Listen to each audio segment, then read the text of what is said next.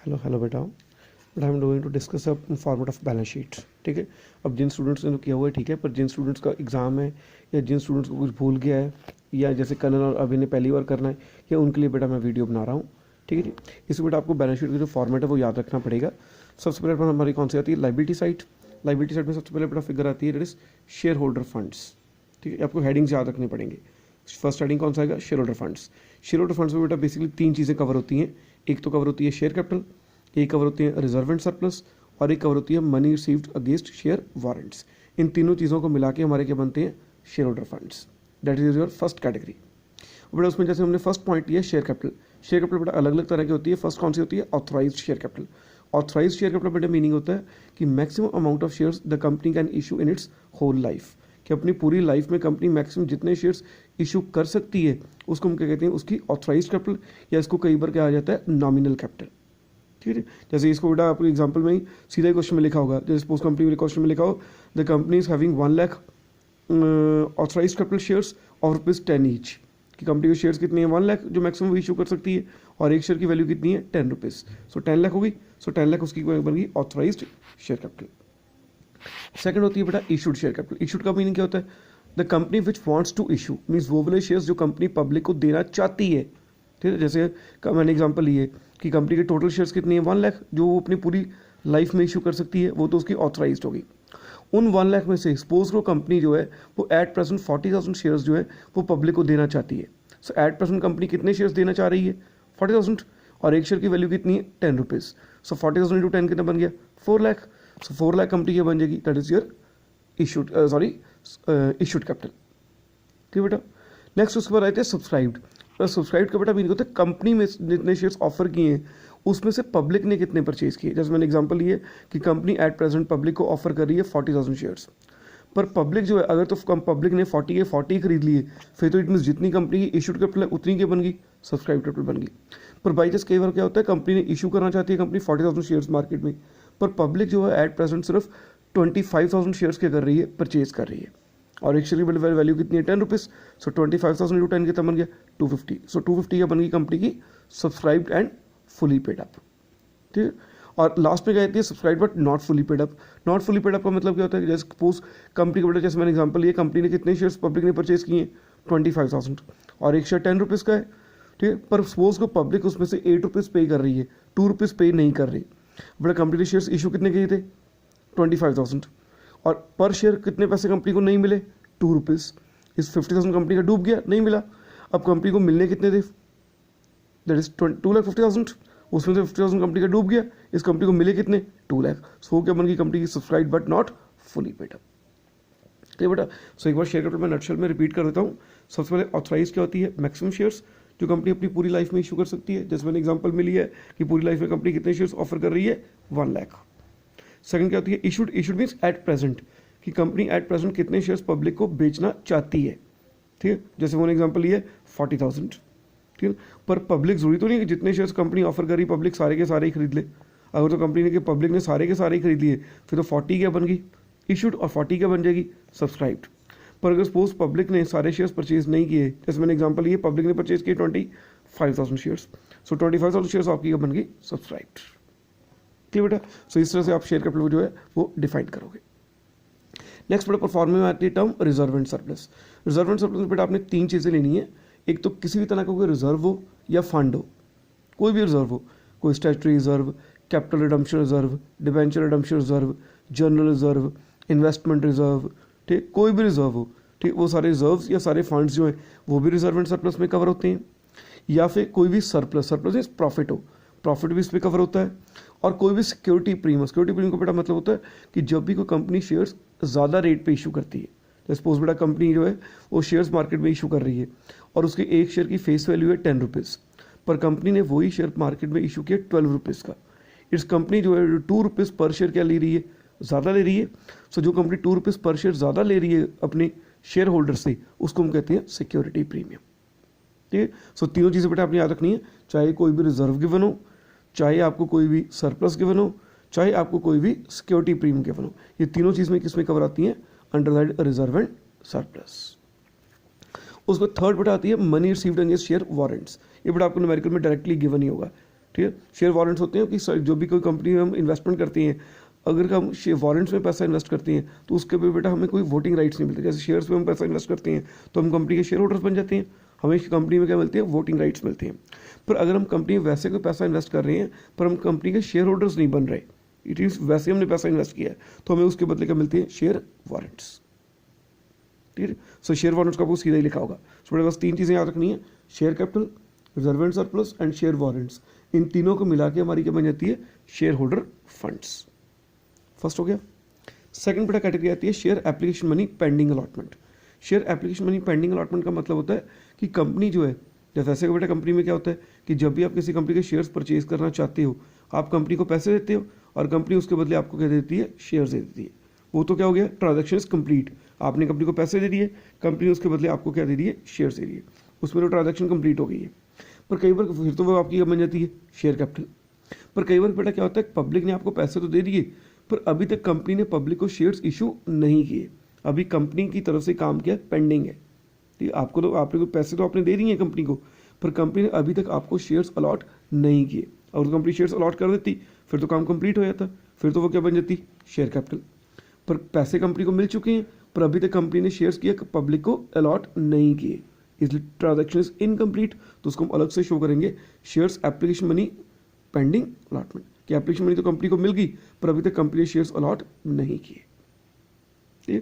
So that's your second category, ये भी numerical में आपको डायरेक्टली गिवन ही होगी। नेक्स्ट आपकी थर्ड कैटेगरी आती है नॉन करंट लायबिलिटीज। अब नॉन करंट लायबिलिटीज में भी ऐसे सब पार्ट्स आएंगे। First is long term borings. ठीक है, लॉन्ग टर्म बोरिंग्स मीन्स कोई भी बोरिंग्स, कोई भी आपने जो पैसा उधार लिया हुआ है for longer period, means more than 12 months के लिए, अगर आपने कहीं से कोई पैसा लोन लिया है तो आपकी बन जाती है लॉन्ग टर्म बोरिंग्स। इसमें मेन क्या क्या चीज़ें कवर होती हैं, डिबेंचर्स हो गए, ठीक है, और बॉन्ड्स। एक ही बात होती है क्योंकि डिबेंचर्स और बॉन्ड्स जो होते हैं बेटा वो भी मिनिमम 3 ईयर्स के लिए इशू किए जाते हैं, इसलिए डिबेंचर्स और बॉन्ड्स भी किसमें आते हैं, लॉन्ग टर्म में। ऐसे पब्लिक डिपॉजिट्स हो गए, या कोई भी अगर कंपनी ने लोन लिया किसी भी फाइनेंशियल इंस्टीट्यूशन से, किसी बैंक से, किसी फाइनेंस कंपनी से, मीन्स किसी इंश्योरेंस कंपनी से, किसी भी रिकॉग्नाइज्ड अगर फाइनेंशियल इंस्टीट्यूशन से आप लोन ले रहे हो तो किसमें आता है, लॉन्ग टर्म बोरिंग्स में। ठीक है। सो मेनली इसमें आपने याद रखनी है, डिबेंचर्स आते हैं, बॉन्ड्स आ जाते हैं, पब्लिक डिपॉजिट्स आ जाती हैं, या कोई भी लोन वगैरह आ जाते हैं, वो सारा कुछ मिला के क्या बनता है, लॉन्ग टर्म बोरिंग्स। सेकंड उसमें बेटा आते हैं deferred tax liability. Deferred tax liability का मतलब होता है अगर आपने कोई गवर्नमेंट के पैसे देने हैं for a longer period. Tax बेटा वैसे तो हमने क्या पे करना होता है, साल के इन बिटवीन पे करना होता है। ठीक है, अगर हम साल में टैक्स की पेमेंट कर देते हैं फिर तो हमारी करंट लायबिलिटी बनती है।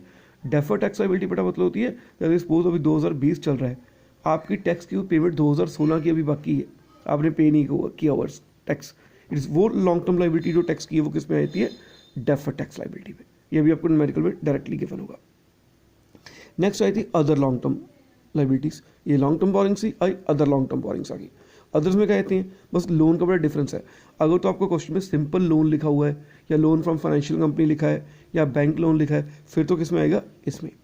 पर अगर उसको स्पेसिफिकली मेंशन किया गया हुआ है कि आपने लोन लिया है किसी भी unspecified organisation, means unrecognised organisation से कोई लोन लिया है जो आरबीआई के कंट्रोल में नहीं आती, ठीक है, उसको आपने किस में लोगे, अदर्स में।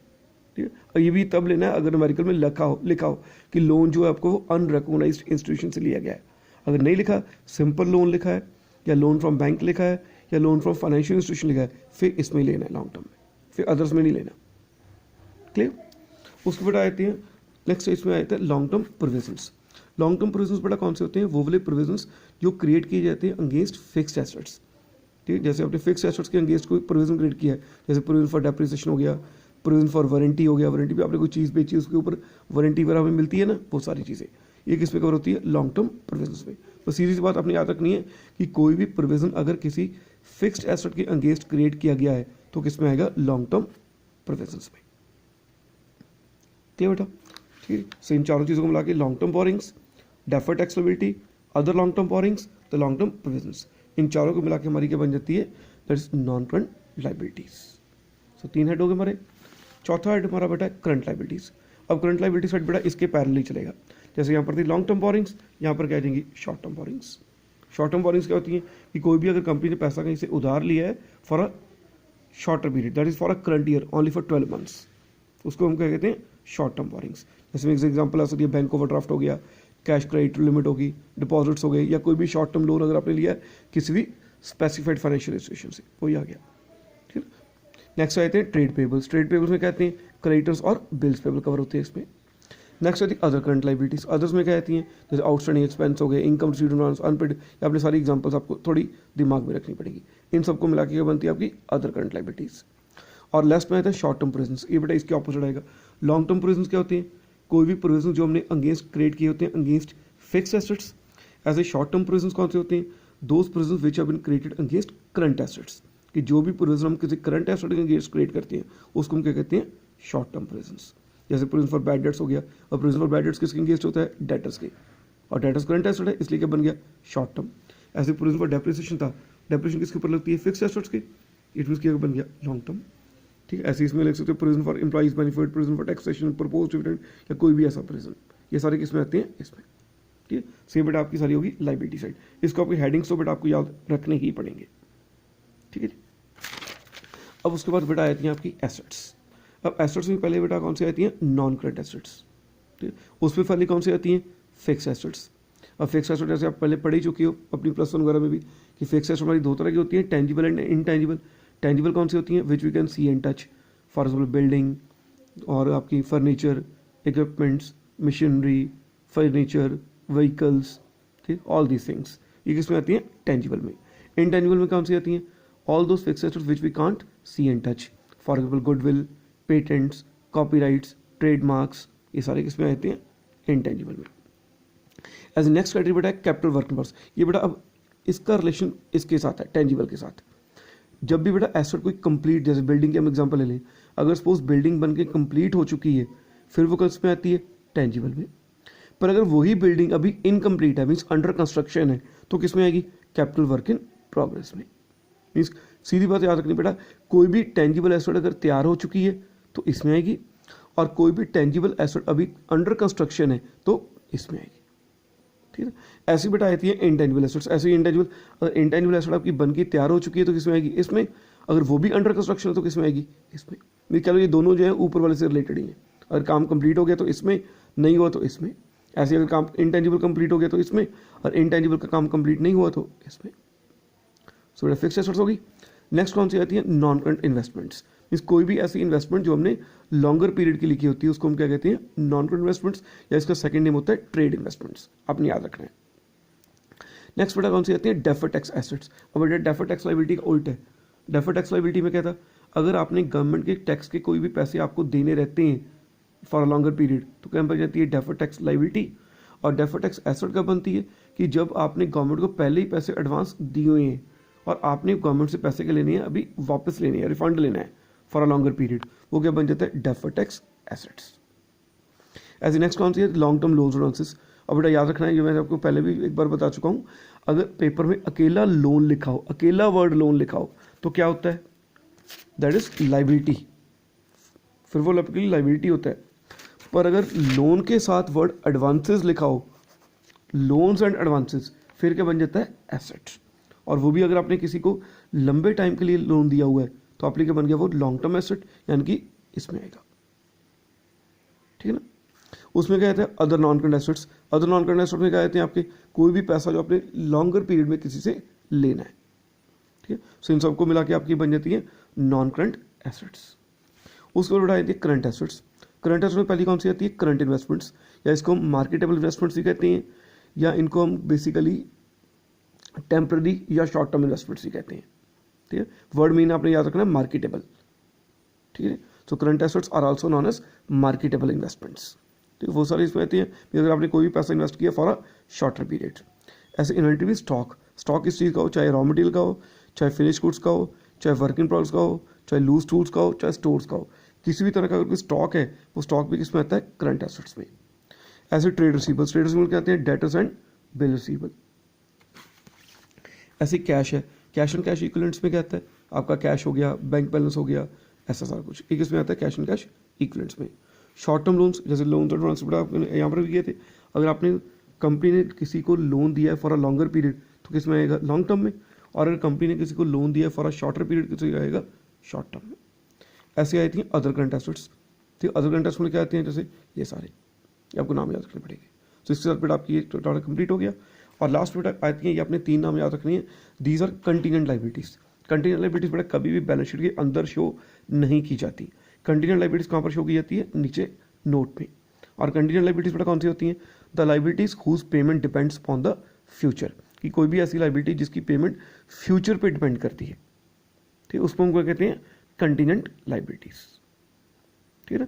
मीन्स अगर फ्यूचर में, जैसे सपोज बेटा मैं एग्जांपल ले लूँ, सपोज कोई कोर्ट केस है, जैसे कंपनी है उसके ऊपर किसी ने केस कर दिया, अगर तो कंपनी केस जीत गई फिर तो कंपनी को पैसे नहीं देने पड़ेंगे, पर कंपनी कोर्ट में केस हार गई तो कंपनी को पैसे क्या देने पड़ेंगे। इट मीन्स जो लायबिलिटी है वो क्या कर रही है? फ्यूचर के ऊपर डिपेंड कर रही है। सो ऐसी लायबिलिटीज़ को हम कहते हैं कंटीजेंट लायबिलिटीज़, जैसे मैंने एग्जाम्पल्स लिखी हुई है, ठीक है। और ये कहाँ पर शो करनी है हमने? नीचे नोट्स में, ठीक है बेटा। सो आप ये बेटा बैलेंस शीट का फॉर्मेट जो है वो अच्छी तरह समझ लो। फिर हम पहले बैलेंस शीट से रिलेटेड क्वेश्चंस करेंगे, उसके बाद आपको फिर मैं प्रॉफिट लॉस का फॉर्मेट करवाऊंगा, ठीक है बेटा। Thanks lot.